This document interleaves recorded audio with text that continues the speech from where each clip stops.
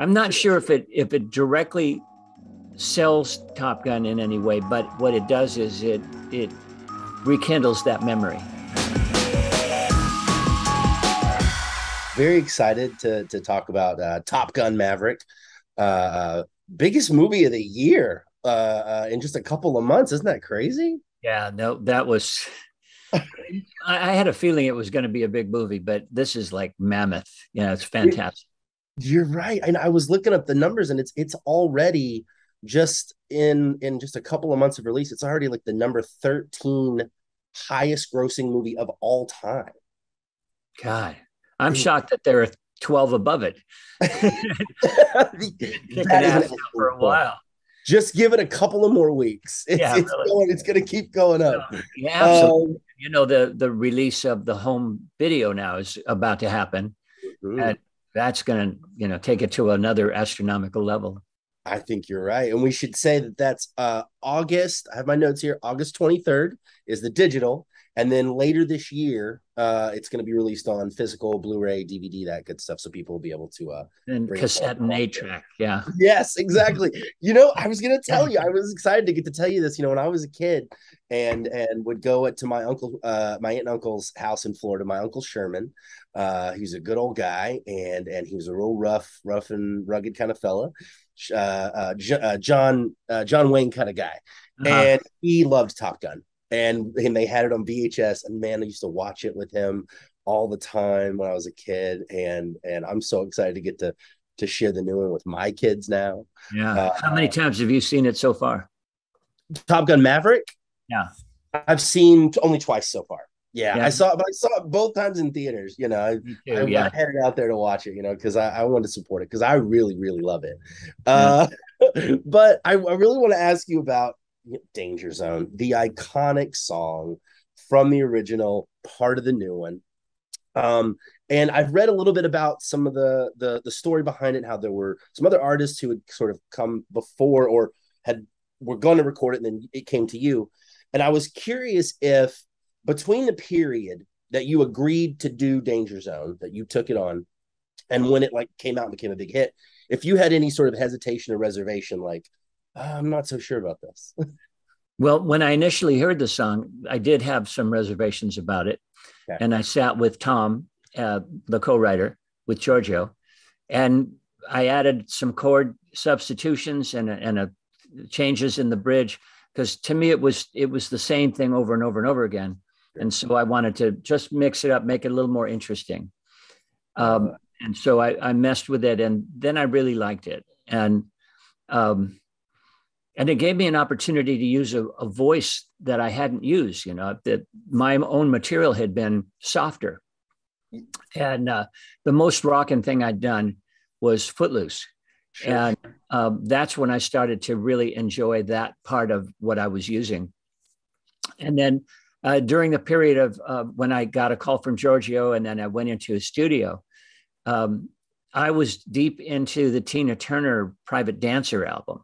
And so I sort of imitated her in where I was putting my voice and the enunciations of the things, Danger Zone, that kind of thing was very much her R&B interpretation of her version of rock and roll. So I just took that and took it another place, being a skinny white guy.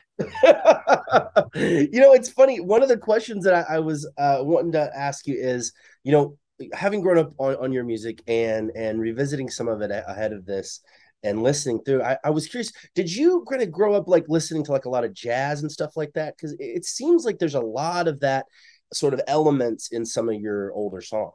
Yeah, that's where the yacht rock thing comes from. Yeah.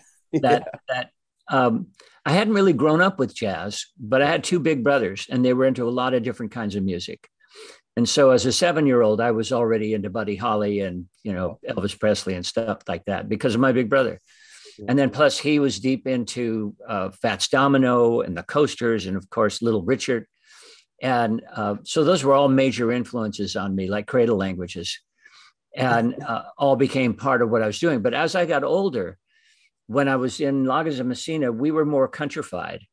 And then I started listening to more R&B of the modern, like what Stevie Wonder was doing, and the chordal changes that he was making. And that took me into the smooth jazz era that Steve Gadd and Bob James and Eric Gale and David Sanborn, people like that were doing. And it was a whole different kind of approach to R&B, really. So that became an infusion. I started writing with those guys, and that became an infusion into what I was doing musically that created this whole sort of pseudo yacht rock thing that they refer to it as.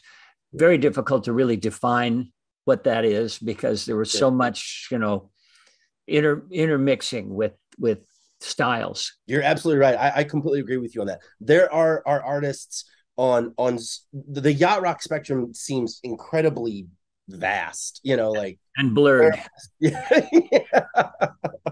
I want to switch back to Top Gun just for 1 second, because I was having a conversation with a friend. We were talking about Top Gun, talking about Danger Zone, and my friend's sort of thesis, I guess you would say, is that a big part of what has kept Top Gun so sort of relevant in culture over this many decades is Danger Zone, and the fact that Danger Zone is everywhere and could be everywhere that Top Gun really couldn't be, radio, sporting events, all kinds of places. And so that sort of keeping it at the forefront of our focus, like we hear Danger Zone, we think Top Gun, that's part of what kind of led to maybe the resurgence of the popularity. I would like to get your thoughts on that. Well, I think you're right, and I think they owe me more money. Wait, I just want to make sure everybody knows that wasn't me. I don't want to be the one having to foot you the gave bill. Me the idea. I'm going to go. You're going to bankrupt me, Kenny. No, that's a good premise. Actually, the music does re-stimulate that feeling, but I mean the use of, let's say, Archer, and the use of Danger Zone in Archer. Oh yeah, does carry, the whole concept of you're in the danger zone, and the way he used it, and in the end, because it was an action kind of premise in the cartoon. Yeah. I could see the connection. Yeah. I'm not sure if it directly sells Top Gun in any way, but what it does is it rekindles that memory. Yeah. Yeah, absolutely. 100% agree with you. Kenny, thank you so much for taking time to chat today. I really appreciate it. August 23rd, digital release of Top Gun later this year, Blu-ray DVD. Also, your new memoir is out. I'm still all right. Not I'm still all right. Still all right. Still all right. Thank you. Now people can pick that up. Hardback, ebook, audiobook, all that good stuff. Yeah. Thank you. I appreciate it.